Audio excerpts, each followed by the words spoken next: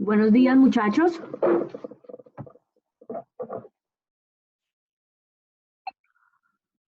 Buenos días, profe. Buenos días, profe.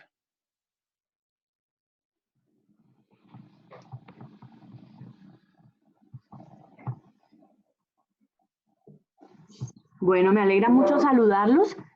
Esperemos, por favor, 3 minuticos mientras llegan los demás compañeros para poder dar inicio a la clase. Bueno.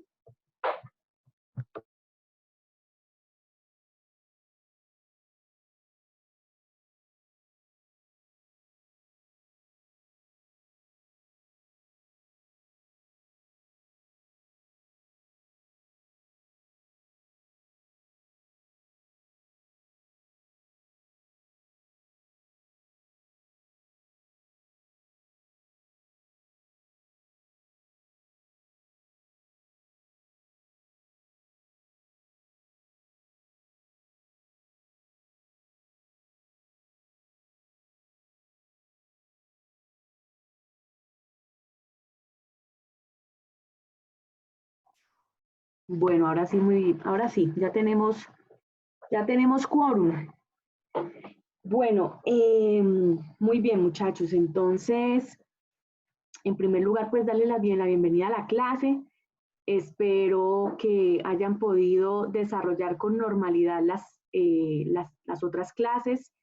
De todos modos, ustedes saben que nosotros entendemos múltiples dificultades que se presentan en medio de esta situación anormal por la que está atravesando la salud pública del mundo.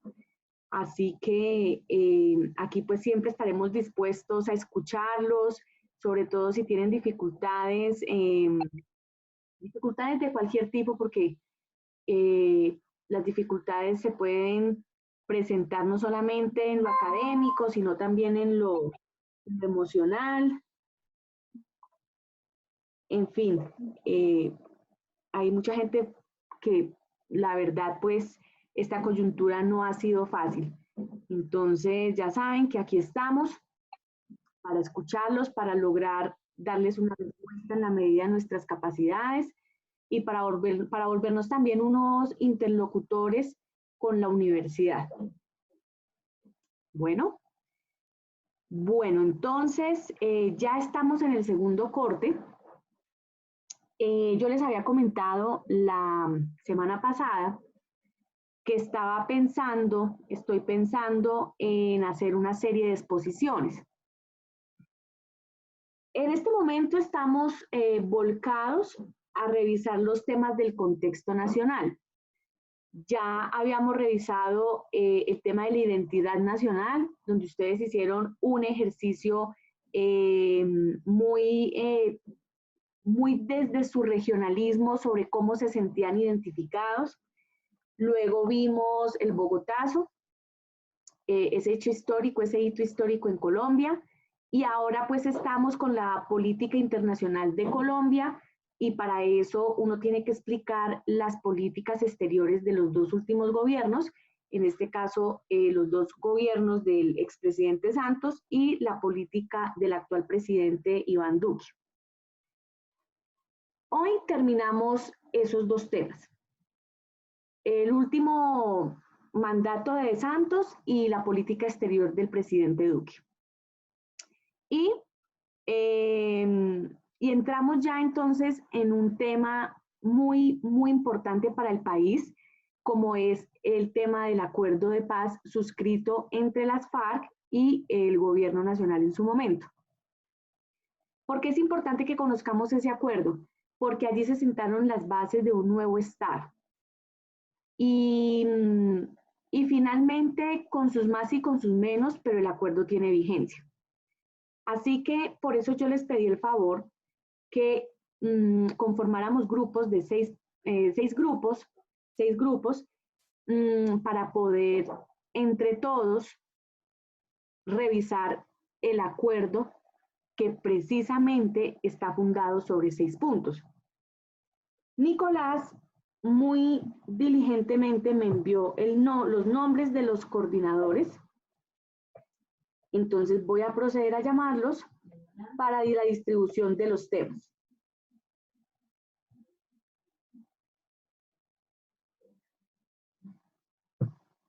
Muy bien. Karen Valero.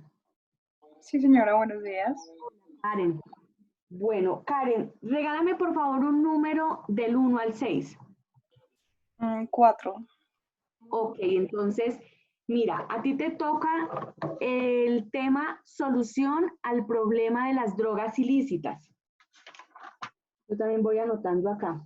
A ver.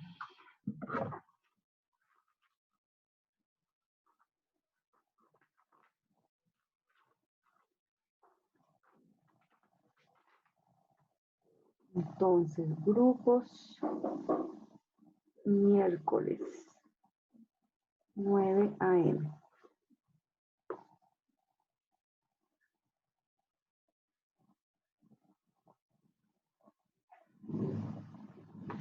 Listo, Karen. Entonces, soluciona el problema de las drogas ilícitas, que tienen 20 minutos para exponer. ¿Listo? Las exposiciones empiezan en la otra clase, obviamente. Tienen 20 minutos para exponer. Deben traer diapositivas porque esta modalidad requiere que seamos mucho más visuales en nuestras exposiciones. Si quieren pueden traer un video también para recrear un poco el tema, lo que ustedes quieran. Lo importante es que dure 20 minutos. Y todos los integrantes del grupo deben participar en la exposición. ¿Listo? Listo, profe. Gracias. Bueno, Karen, a ti. Muchas gracias. Muy bien, vamos con Daniela Cortés. Sí, señora. Listo. Daniela, buenos días. Buenos días. Un número del 1 al 6 que no sea el 4. El 5. Víctimas. A ustedes les tocó todo el capítulo de víctimas. Ok.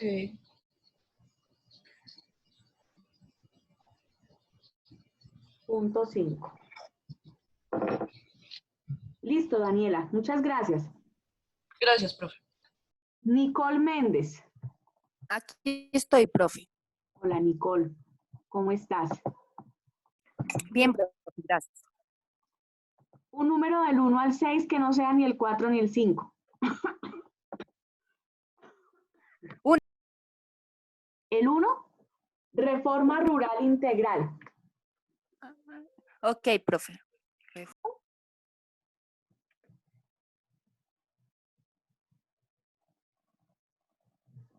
Gracias, Nicole. Vivi Moreno. Hola, profe, buenos días. Buenos días, Vivi. Bueno, danos entonces, por favor, un número del 1 al 6 que no sea ni el 1, ni el 4, ni el 5. El 2. Participación política. Te tocó el tema participación política, ¿bueno? Bueno, profe, gracias.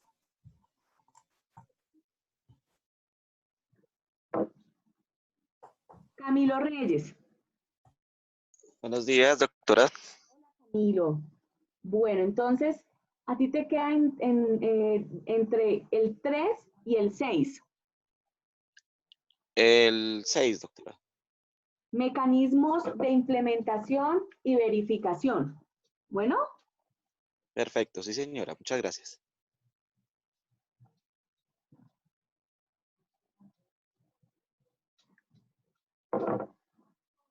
Nicolás David Torres.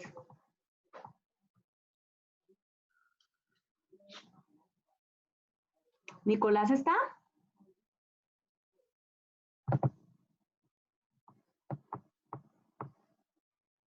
No, no está aquí. Así está, Nicolás Torres.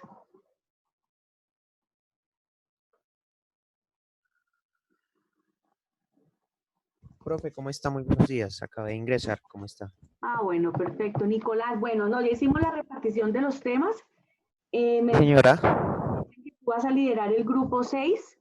Sí, señora. Entonces, Nicolás, te corresponde el punto 3 del acuerdo, del acuerdo suscrito entre las FARC y el gobierno, entonces, el gobierno Santos. El capítulo es sobre cese al fuego de hostilidades bilaterales y definitivo. Cese al fuego de hostilidades bilateral y definitivo y la dejación de las armas. Perfecto, profe. Gracias, Nicolás. Muy Sí, bien. señora. Bueno, entonces, muchachos, pónganle cuidado. La próxima clase inician los grupos que les tocó el punto 1, reforma rural integral, es decir, el de Nicole Méndez. El punto 2, participación política, el grupo de Vivi Moreno. Y el punto 3, cese al fuego de hostilidades y dejación de las armas, que es el que le tocó a Nicolás Torres. ¿Listo? Entonces, recuerden, por favor, tienen 20 minutos con diapositivas, pueden recrearlo con otras cosas, videos, lo que quieran, y todos los del grupo deben participar. Me toca limitar el tiempo, de hecho yo lo voy a contabilizar, porque pues desafortunadamente tenemos una hora. ¿Cuál es el objetivo? Que ustedes logren identificar los acuerdos más importantes que se hicieron ahí con respecto a cada uno de esos temas. Yo le voy a mandar a Nicolás, al monitor, le voy a mandar el acuerdo, el documento del acuerdo para que, pues, obviamente lo trabajen desde ahí porque ese es el insumo principal de la exposición. Entonces, pues eso es básicamente, no sé si tengan alguna pregunta adicional frente a esto. Bueno, esta exposición, ahí reside la mayor nota del segundo corte. Los temas que hemos trabajado, los talleres que hemos trabajado en el aula virtual y lo que me entregaron sobre identidad la última vez que nos vimos de forma presencial, todo eso les va sumando puntos, acuérdense, a la nota del segundo corte. Es decir, los puntos van desde 0,0 hasta 1.0. ¿Listo? Muy bien. ¿Qué más les tengo que decir? No, listo. Pues no sé si tengan alguna pregunta frente a las exposiciones. No, profe, ninguna. Vale, muy bien. Bueno, entonces vamos a dar inicio a continuar más bien con la política exterior del expresidente Santos. Les cuento, en el aula virtual está ya la actividad de este tema en la semana 10, perdón, en la semana 9. Entonces, para que por favor presenten la actividad esta semana, hoy lo voy a dejar habilitada hasta la medianoche, tienen que leer una lectura de la profesora Socorro Ramírez, que hace también una muy buena exposición sobre, o una muy buena caracterización sobre la política exterior de Santos. Esta será la actividad de esta semana. Y la otra semana activo la de la semana 10, que es la agenda, que es la política exterior del presidente Duque. Bueno, para no atestarlos de tanto trabajo en una misma semana. Entonces, vamos ahora sí a dar inicio a la clase.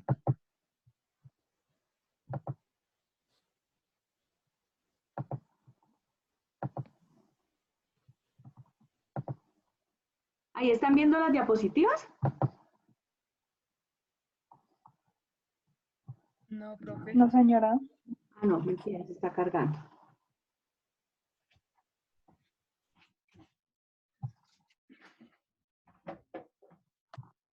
Ahora sí, ¿cierto? Sí, señora. Perfecto. Bueno. Lento esto. Bueno, entonces vamos a hacer un repaso rápido. Entonces habíamos hablado la clase pasada, primero sobre lo que implica una política exterior. Entonces habíamos dicho que una política exterior la caracterizan varios elementos. La primera es y ustedes lo han dicho acertadamente, es un conjunto de decisiones y acciones estatales de carácter público, porque recordemos que el presidente de la República es el jefe de Estado, es decir, es el único que puede representar al país ante el mundo entero. ¿Apoyado en quiénes? En su canciller y en los embajadores que tenga en distintos países, básicamente. Ellos son los que apoyan la ejecución de la política exterior. Habíamos dicho también que una política exterior se basa en unos principios claros. Y habíamos hablado de principios como el respeto por las democracias, el respeto por los derechos humanos, la diplomacia como el único mecanismo de interlocución política, que esos eran los principios que guiaban, orientaban la política exterior de un país. Es una política también que establece unas metas, es decir, yo como presidente de la República formulo un plan de desarrollo con unos indicadores y mi política exterior se basa en el cumplimiento de esas metas que yo mismo me impuse en ese plan de desarrollo. Metas que me ayuden a mejorar el crecimiento económico del país, metas que me ayuden a aumentar la confianza inversionista, metas que van en torno a cumplir con mis principales pivotes o mis principales objetivos del plan de desarrollo. Y habíamos dicho que en el caso del expresidente Santos, su principal objetivo fue lograr un apoyo internacional para el proceso de negociación con las FARC. Eso en cuanto a las metas. Habíamos dicho también que la política exterior es una política interméstica porque no solamente se ejerce en función de los intereses nacionales, sino también de los intereses internacionales. Por eso es que nosotros siempre asumimos posturas dentro del sistema internacional, constituimos organizaciones intergubernamentales y ayudamos a tomar decisiones para que funcione mejor el sistema. Es el deber ser, pues. Ya después de eso habíamos visto ya las características de la política exterior del presidente Santos y habíamos alcanzado a ver dos. La primera, que es un enfoque, que esa política exterior tiene un enfoque res similia, es decir, es una política exterior que no solamente tiene su mirada hacia Estados Unidos, hacia el norte, sino que también ha diversificado sus relaciones. De ahí que, y lo vamos a ver ahora más adelante, de ahí que hayamos tenido interlocución con países de Asia, con la Unión Europea. Ustedes lo pudieron ver, de hecho, con los fondos multidonantes que se constituyeron, pero también miramos a nuestros semejantes. Es decir, también hemos establecido relaciones comerciales con Perú, con Bolivia, con Ecuador. Eso en cuanto a la primera característica, con la mirada res similia.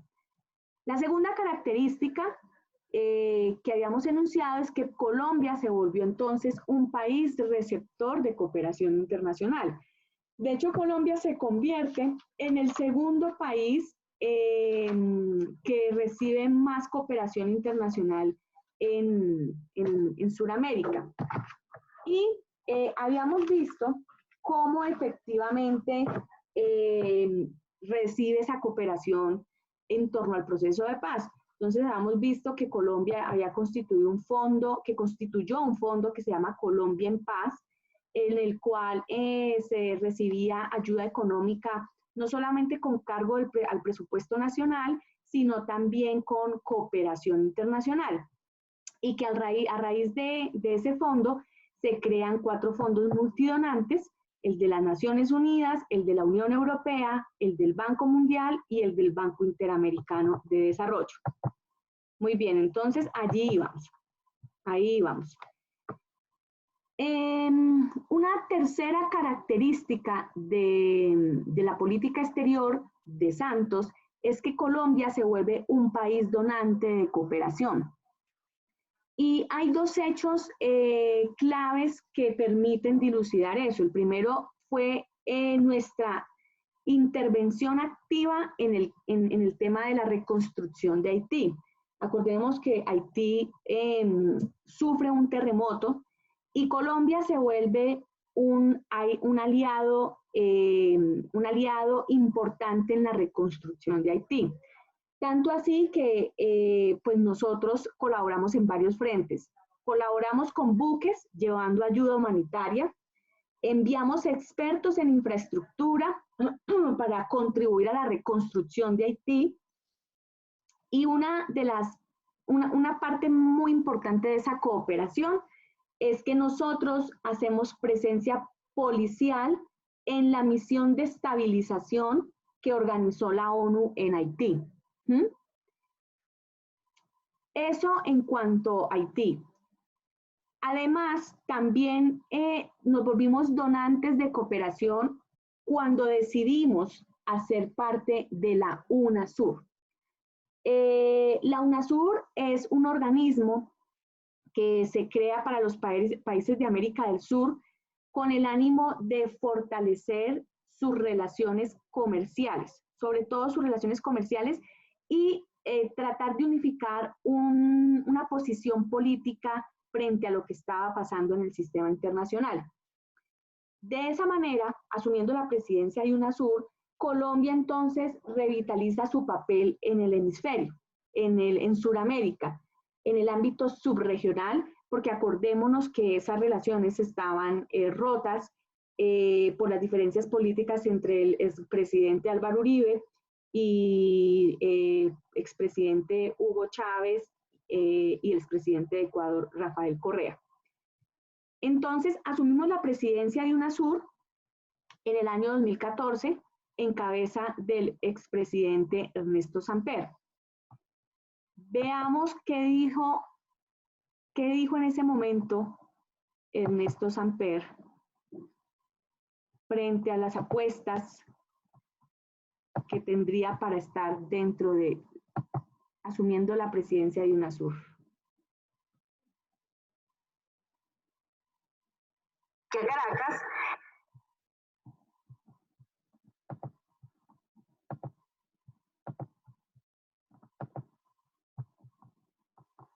Venezuela con Madeleine García, porque sigue hoy la segunda conferencia internacional de estados afectados por transnacionales. Allí se acordó ayer en un intenso debate, muy interesante debate, acerca de la creación, la urgencia de crear un observatorio del sur. ¿Para qué? Para que Latinoamérica pueda hacer frente y defender sus intereses de empresas transnacionales. Madeleine García tiene todos los detalles. Adelante, compañera. Hola, Adriana, muy buenos días. Y también el día de hoy será la transmisión de mando del nuevo secretario general de la UNASUR, Ernesto Samper, quien recibe de manos del venezolano Ali Rodríguez Araque hoy a las 11 de la mañana, hora local en el Palacio de Miraflores. Así lo informó el presidente Nicolás Maduro. Ernesto Samper entonces asume este liderazgo de los países de la Unión de Naciones Suramericanas, de la UNASUR, que está conformado por 12 naciones de la región. Un bloque que nació en el año 2008 con el objetivo precisamente de formar o conformar un bloque para defender la democracia, para apoyarse, solidarizarse en las diferentes áreas, salud, economía, política, en lo social, y precisamente una de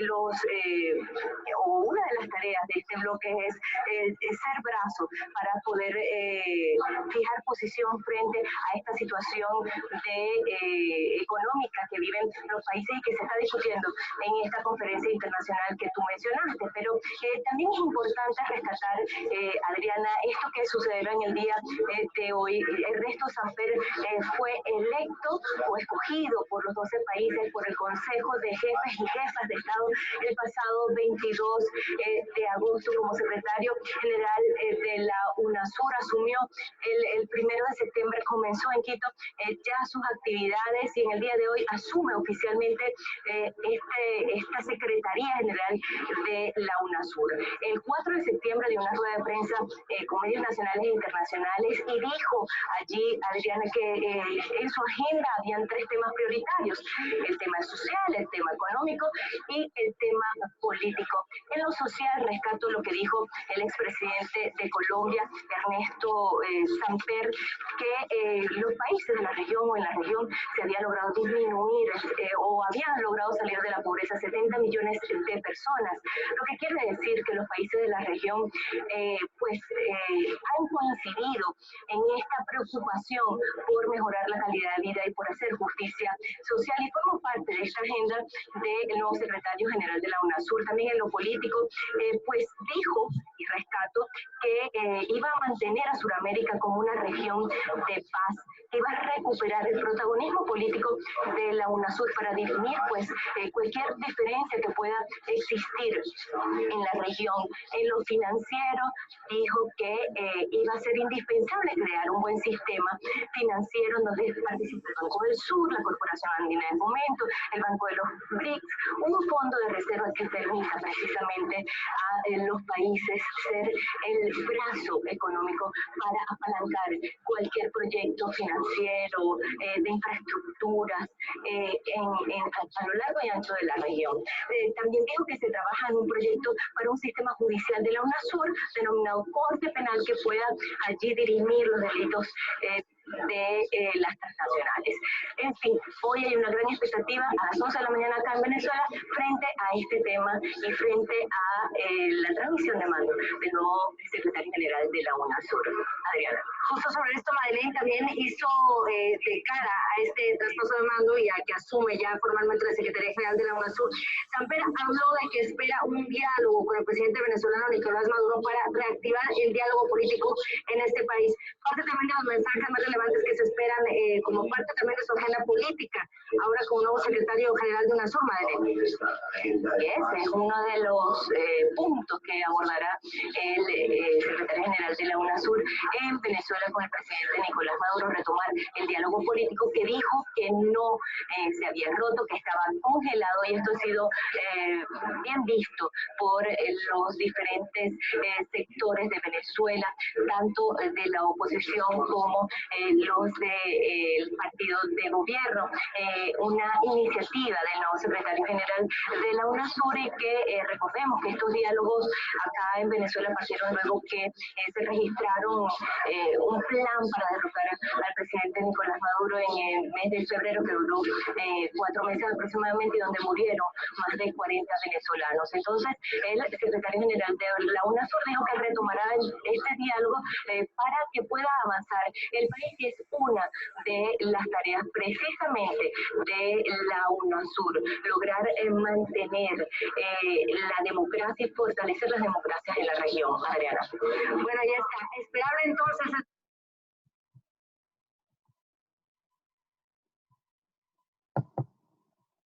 Bueno, muy bien, listo. Entonces, ahí vimos en ese momento, pues, cuando asumía la Secretaría General de la UNASUR, cabe aclarar que 2 años después, nosotros nos retiramos de la UNASUR.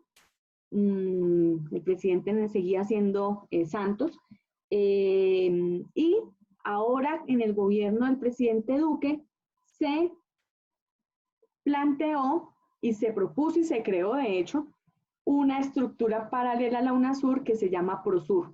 Ahorita lo vamos a ver. Muy bien. Entonces, esa era la otra característica, un país donante en esa relación norte-sur.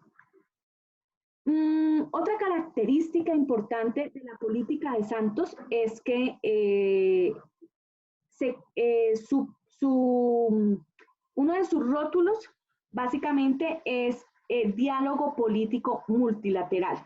Este gobierno empieza a insertarse en varios espacios de diálogo político multilateral.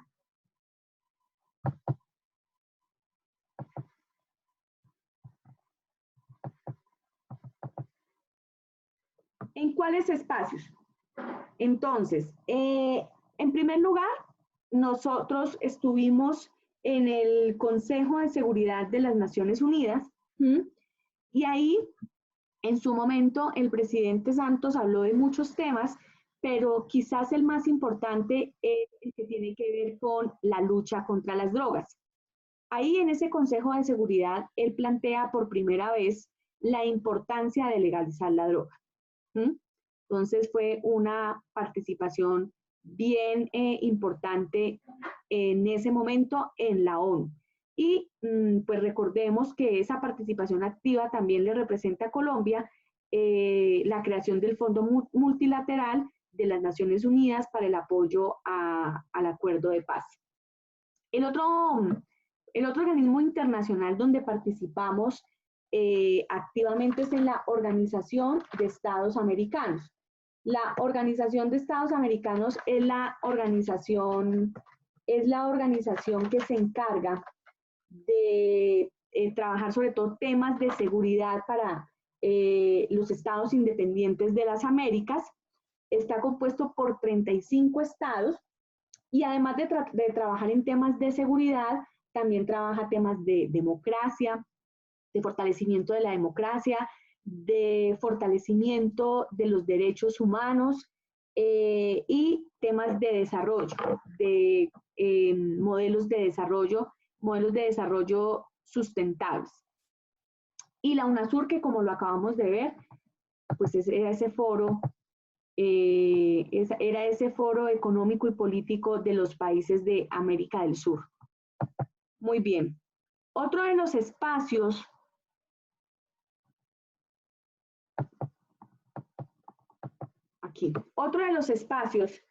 donde también hicimos una interlocución importante fue en la Comunidad Andina de Naciones.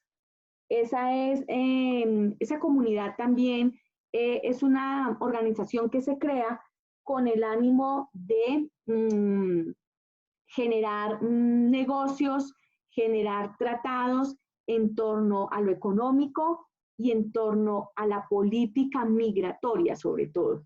La Comunidad Andina de Naciones ha tratado de hacer un esfuerzo por generar una política migratoria en los países del continente, pues debido a que la migración se ha vuelto un fenómeno internacional al que no escapa ningún país, sobre todo cuando esa migración pues es producto de dictaduras. Entonces se hace necesario, es urgente generar una política migratoria frente a cómo vamos a recibir a esos migrantes provenientes de distintos países.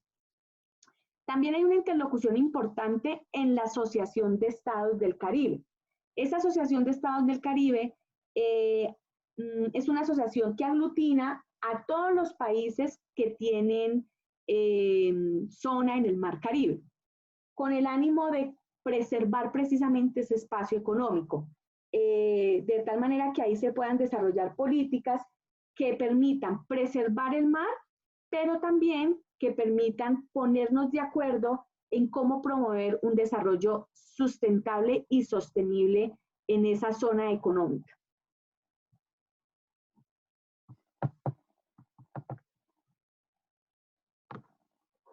Muy bien. Con otro organismo internacional que hemos tenido una muy fluida interlocución es con la Organización de Cooperación para el Desarrollo Económico, la OCDE. La OCDE, pues veníamos haciendo negociación con ella desde hace más de 2 años, y pues es también por la Organización de Cooperación para el Desarrollo Económico, por la calificación que le da al país, que Colombia recibe todas esas donaciones que ya vimos para el proceso de paz. Como Colombia empezó a hacer un diálogo atrás con esta organización, empieza a cumplir como una serie de requisitos que esta organización le impone. Y entonces, en ese momento, la OCDE empieza a calificar bien a Colombia.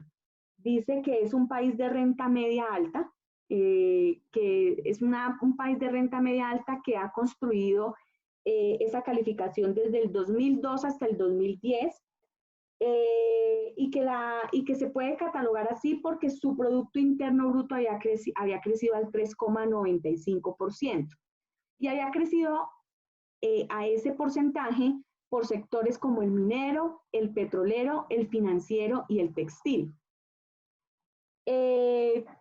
dice que Colombia, pues dijo en su momento que Colombia había tenido un buen comportamiento macroeconómico y que eso en razón a que había logrado mitigar un poco el conflicto armado interno y que estaba haciendo esfuerzos para superar la crisis ambiental. Entonces resulta que pues, reciben a Colombia en la OCDE como miembro de esa organización, siendo pues un reconocimiento a nivel internacional. La OCDE trabaja sobre todo en temas de transparencia y en temas de hacer más eficiente la administración pública. Quizá esos son los objetivos de la OCDE. Transparentar más los procesos y hacer más eficiente la administración pública. Camilo. Doctora, quería hacer una acotación con respecto a la UNASUR y ahorita con respecto a la OCDE.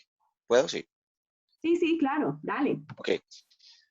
Primero que todo, yo, pues, digamos, yo no soy muy afín a las políticas de Santos, ni mucho menos, pero en el tema de la OCDE sí debo acotar que fue una muy buena política exterior, porque la OCDE, digamos que pasándolo en limpio, es como un club de países electos, digamos de países que han tenido muy buenas políticas económicas, sociales y han tenido un progreso. Entonces, digamos que, a ver, digamos que Santos ha hecho la gestión para entrar a ese grupo fue algo muy bueno, realmente. Vuelvo y te digo, yo no soy para nada acorde con sus políticas, pero esa gestión fue muy buena y digamos que en muchas cosas se han visto los frutos en materia de cooperación.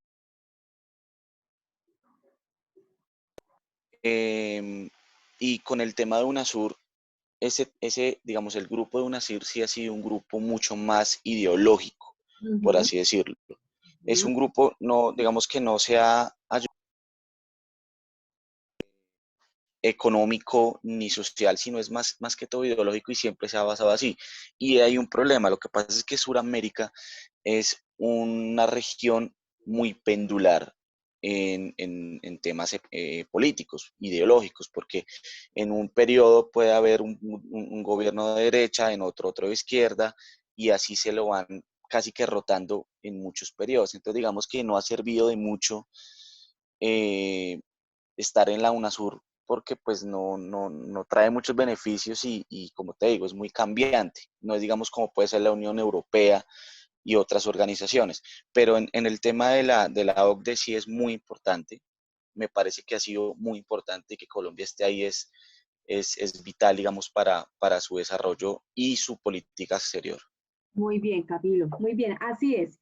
Así es, pues el ingreso nuestro a la OCDE también ha generado críticas como todo, ¿no? Porque a la OCDE le añaden la autoría de las reformas tributarias, por ejemplo. Vamos a ver en este momento unas declaraciones del del director de Planeación Nacional sobre las ventajas para el ciudadano a pie de pertenecer a la OCDE. Y ya vamos a revisar efectivamente cómo se crea PROSUR, porque se considera que UNASUR es una organización netamente ideológica y de ideología socialista. Entonces, permítame, por favor.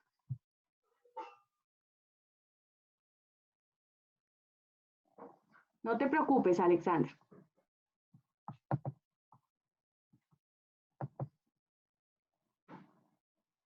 Para seguir hablando de este tema.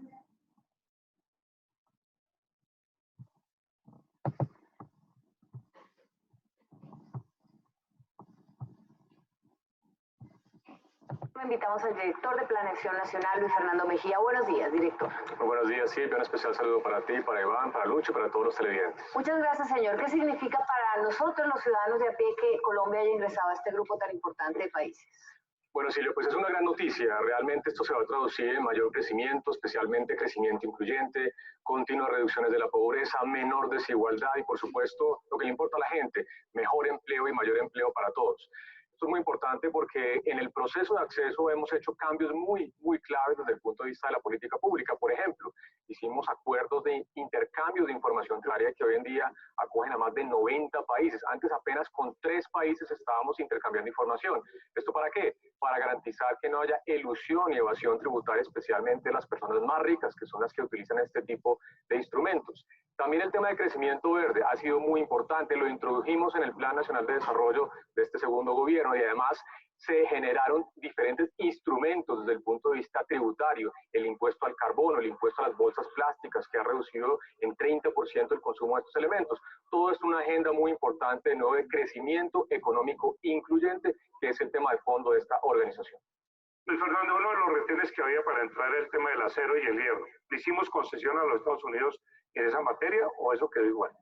Bueno, hay una serie de inquietudes bilaterales con Estados Unidos desde el punto de vista comercial, desde el punto de vista de derechos de autor, desde el punto de vista de lo que tiene que ver con el mercado de los camiones. Ahí en el diálogo bilateral lo que se hizo fue ratificarle al gobierno de Estados Unidos que las prácticas que hoy en día implementa el país son las mejores prácticas.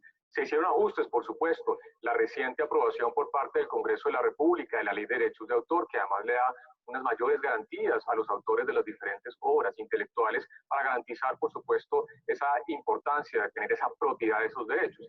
Pero realmente en esas discusiones lo que se hizo fue clarificar que Colombia tiene unas muy buenas prácticas y que, por supuesto, está abierto al comercio internacional, pero también garantizando nuestra soberanía. Luis Fernando, ¿y ya es un hecho? ¿Ya es un hecho que pertenecemos a la OCDE o se necesita aprobación de la Corte Constitucional, del Congreso? ¿Qué falta? Bueno, el presidente de la República firma hoy formalmente ese acceso, de ahí pasamos al Congreso de la República. El Congreso de la República debe ratificar ese convenio, ese tratado, no puede modificar, digamos, el contenido de ese convenio, simplemente lo aprueba o lo desaprueba. Muy seguramente esperamos que el Congreso nos acompañe en esta aprobación. Por favor, doctor Mejía, explíqueme para qué nos sirve a nosotros, a los colombianos, ciudadanos comunes y corrientes, a doña Dora, a doña María, a don Pedro, a don José, que el país haga parte de la OCDE.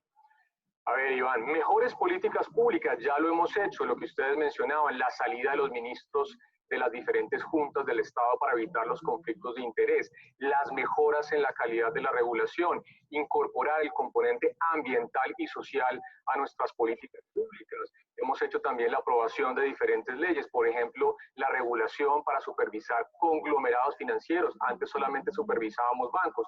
Una serie de medidas muy importantes que todas se van a traducir en mejor crecimiento, mayor crecimiento económico, especialmente mejor calidad del empleo. Y ya que está aquí Lucho, y él fue ministro de Trabajo, un tema muy importante en la OCDE ha sido la protección de los derechos laborales, cómo el ministerio debe fortalecer su capacidad de vigilancia, los inspectores laborales, garantizar la protección de los derechos sindicales, y esto hace parte fundamental de estas políticas públicas de garantizar bienestar especialmente para todos los trabajadores.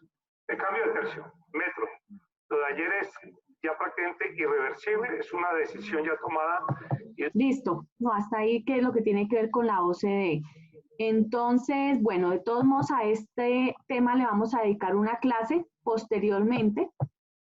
A este tema le vamos a dedicar una clase posteriormente porque sí vale la pena revisar cómo va Colombia en el cumplimiento de esas políticas, sobre todo en materia de lucha contra la corrupción, que es lo que más ha generado desigualdad en el país.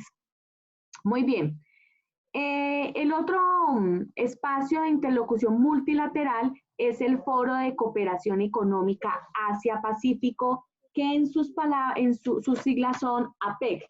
Ese fondo de cooperación alberga a 21 países, nosotros fuimos el país 22, concentra el 56% de la producción mundial. ¿Cuáles son las ventajas de estar en ese foro? Pues que tenemos acceso a mercados, también que ellos nos ayudan a mejorar nuestro modelo de desarrollo en un modelo de desarrollo más sustentable. Hay un intercambio de experiencias exitosas entre países, eso se llama cooperación técnica. Básicamente es capacitarnos en experiencias exitosas en materia de agricultura, en materia de políticas anticorrupción, en materia de de mejorar nuestros métodos de generación de energía, apuntándole a las energías renovables. industria, turismo, salud. Cuando estuvimos ahí haciendo el lobby para eso, esto fue lo que dijo en su momento el presidente sobre estar en la PEC.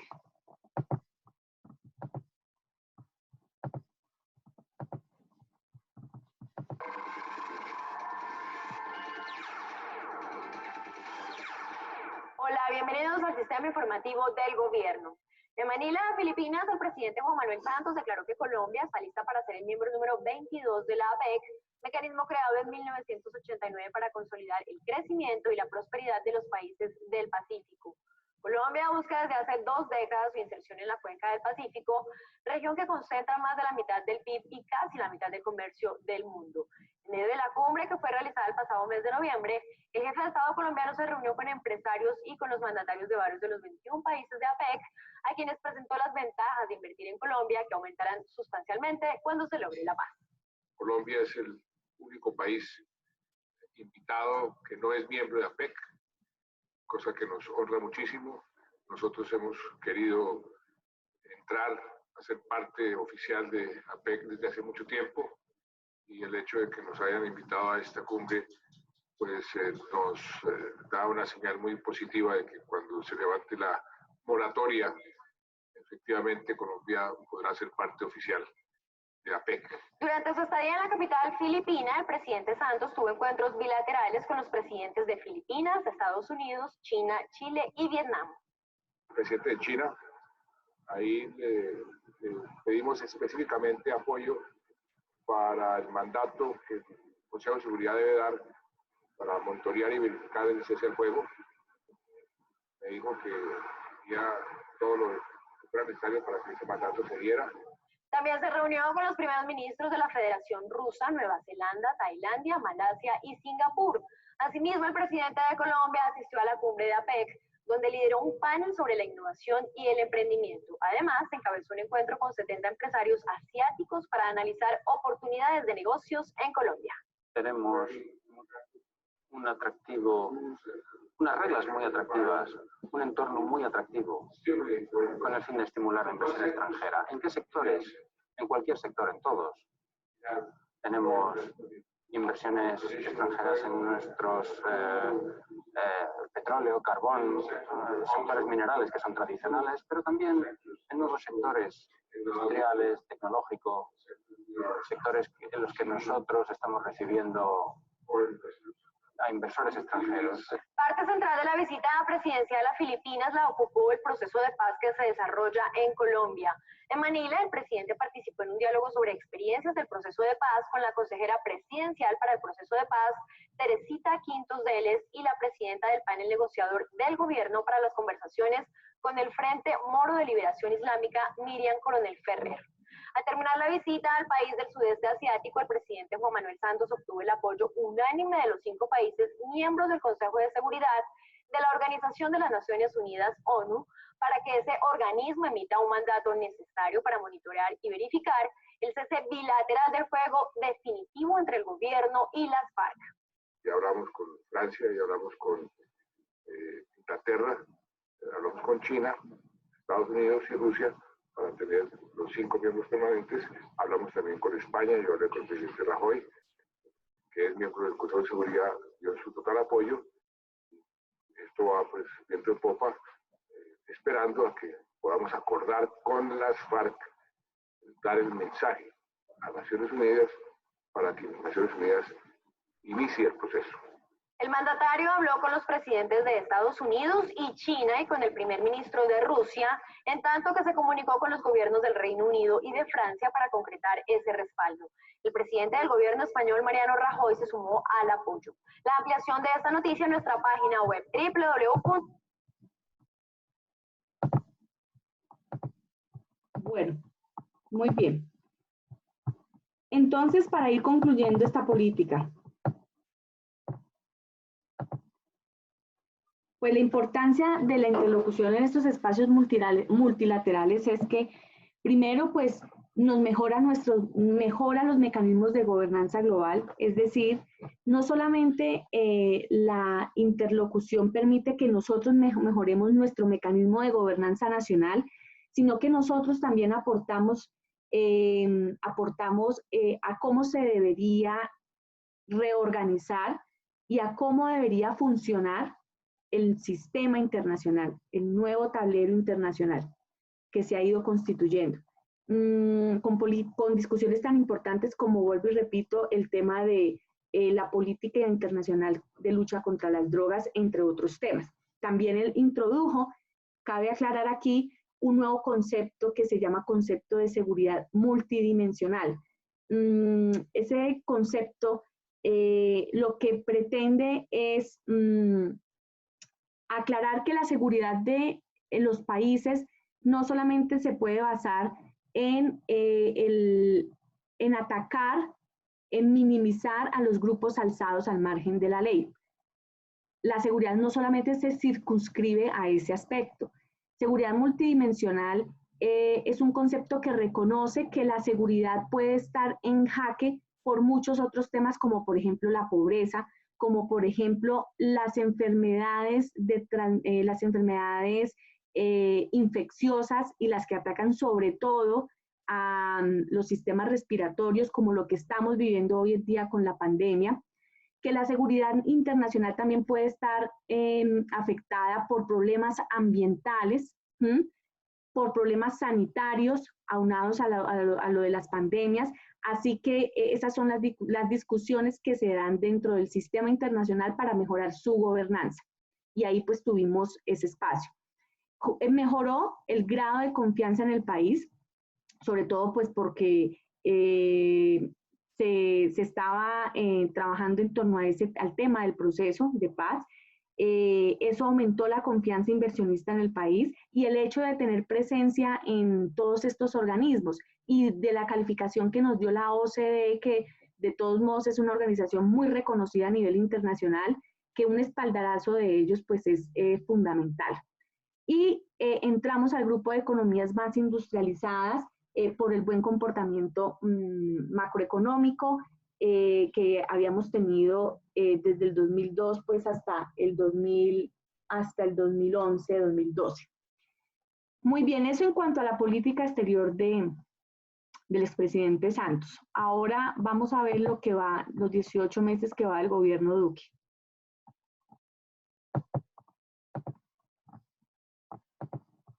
Entonces recuerden, la actividad de este tema está en la semana 9 y estará habilitado hoy hasta la medianoche.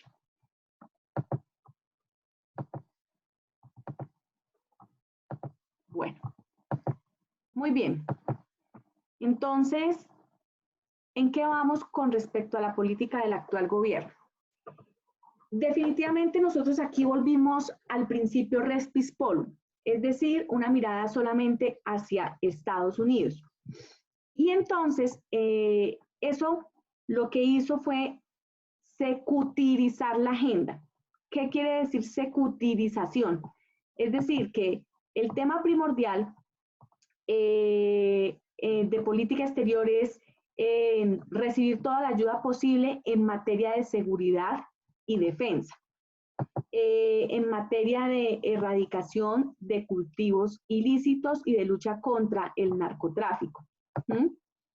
De tal manera que Colombia se vuelve un país aliado de los Estados Unidos en la región,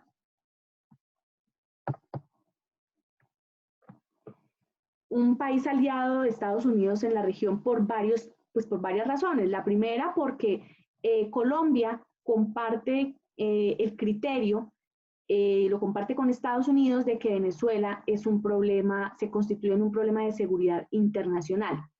Y pues ambos países han venido radicalizando sus posturas frente a este régimen, de tal manera que pues están de acuerdo en generar un cerco internacional y en una posibilidad de intervención militar hacia Venezuela. Segundo, pues la prioridad es entonces, como les había dicho, el tema de la lucha frente a las drogas y cooperación contra el terrorismo, básicamente. Entonces, ahí también está la segunda causa de la relación, de la mirada solo hacia Estados Unidos. Y hay que aclarar algo. También es que le ha favorecido al presidente Duque ser tan crítico con Estados Unidos, no solamente ser tan crítico con Venezuela, porque además tiene unos aliados afines que también van en esa misma vía en el continente. Entonces, en su momento, estuvo Mauricio Macri, de Argentina, Sebastián Piñera, de Chile, Jair Bolsonaro, de Brasil, Mauricio Abdo, de Paraguay, y Lenín Moreno, de Ecuador. Lograron constituir un bloque que apoyara ese cerco internacional.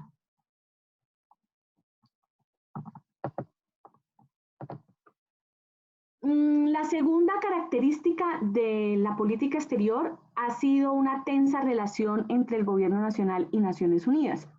Naciones Unidas sigue cooperando en ese Fondo de Colombia en Paz, pero es muy distante del gobierno en la forma de implementación del acuerdo. Recordemos que Naciones Unidas es una de las organizaciones que tiene bajo su responsabilidad la verificación y la implementación del acuerdo suscrito con las FARC. Entonces, pues han estado en desacuerdo en la forma como se ha venido implementando, en algunos aspectos, no en todos. Ojalá, si no alcanzamos ahorita, les mando el video sobre en qué va la implementación del acuerdo en este gobierno. Naciones Unidas también es crítico frente al manejo frente al tema de la preservación de los derechos humanos de los líderes sociales.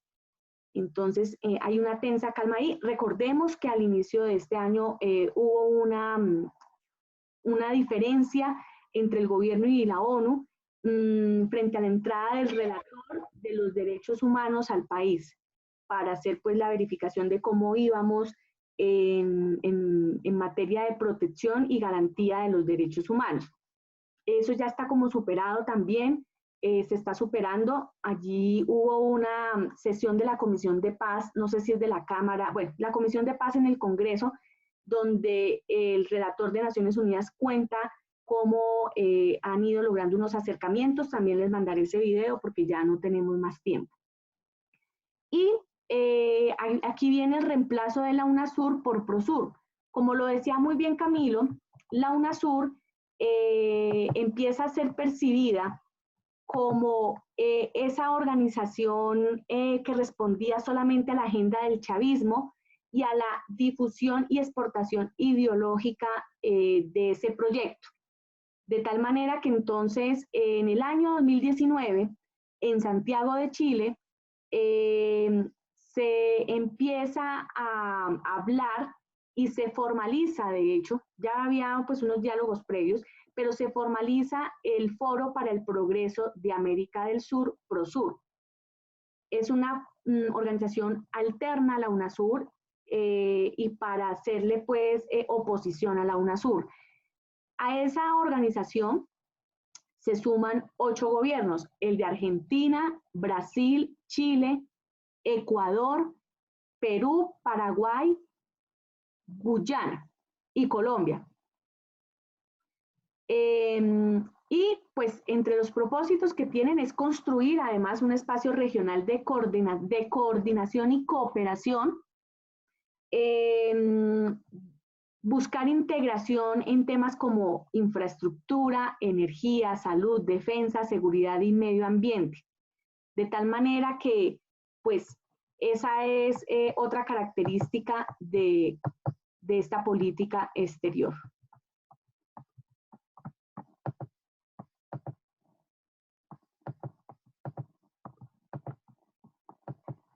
Muy bien. Ya nos toca correr porque ya son las 10. Qué vaina. Y otra de las características características de la política exterior del gobierno Santos es que ya nosotros no hemos cooperado en modelos de seguridad cooperativa y misiones de paz como lo hicimos en su momento en Haití. Y no solamente en Haití, resulta que el país, por toda esa experiencia que tienen sus fuerzas militares dentro del conflicto armado interno, se volvió un país que brindó o brinda cooperación técnica a otros países como México, por ejemplo, en la lucha contra el narcotráfico. Entonces mandábamos miembros de las fuerzas a otros países para que capacitaran a las fuerzas militares de esos países en cómo afrontar pues todas las aristas que hacen parte de un conflicto armado. La verdad pues en este momento eso está suspendido porque el gobierno pues se ha concentrado básicamente en dejar a sus fuerzas militares en el país para resolver problemas internos como por ejemplo el problema en las fronteras, el tema del narcotráfico, el tema de enfrentar a los grupos alzados al margen de la ley, a los nuevos grupos que surgieron de la disidencia de las FARC, al ELN, a las BACRIN, a los paramilitares, y pues realmente esa participación se ha visto disminuida en esas misiones de paz. Seguimos manteniendo una relación con la Unión Europea también. La Unión Europea sigue cooperando en el país en varios proyectos puntuales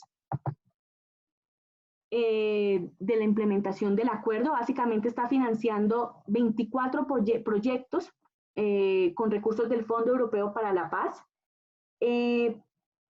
sobre todo en los espacios territoriales donde hubo mayor profundización del conflicto. Pero la Unión Europea también ha sentado sus diferencias con el gobierno frente al manejo de la crisis con Venezuela, porque pues ellos son mucho más de la transición democrática, de dialogar con la oposición, y no de una intervención militar como se está proponiendo. Y también han sido críticos frente al tema de la protección de los derechos humanos de los líderes sociales en nuestro país, que sobre todo han venido liderando causas como restitución de tierras y sustitución de cultivos, que tal vez son las dos causas por las cuales se producen estos asesinatos. Entonces, ahí vamos con el gobierno Duque en los 18 meses. Ahora, pues, toca revisar qué lecciones nos va a dejar el tema del manejo de la pandemia y cómo eso ha ido reconfigurando la política internacional del país. Y los efectos que dejará las posiciones que hemos asumido frente al manejo de la pandemia en el tablero internacional. Eso lo tendremos que ver antes de que termine el semestre, ojalá, porque ya hay lecciones aprendidas sobre eso. Bueno, no, muy bien, eso es. No sé si tengan alguna pregunta adicional.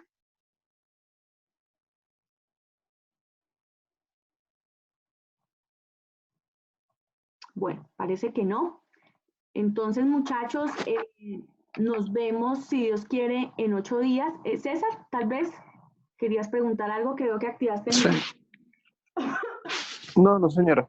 ¿No? Muy bien.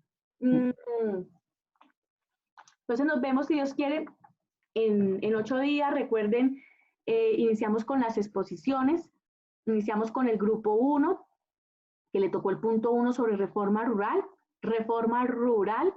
Y la actividad que se encuentra en la semana 9, la cual está habilitada hasta la medianoche de hoy.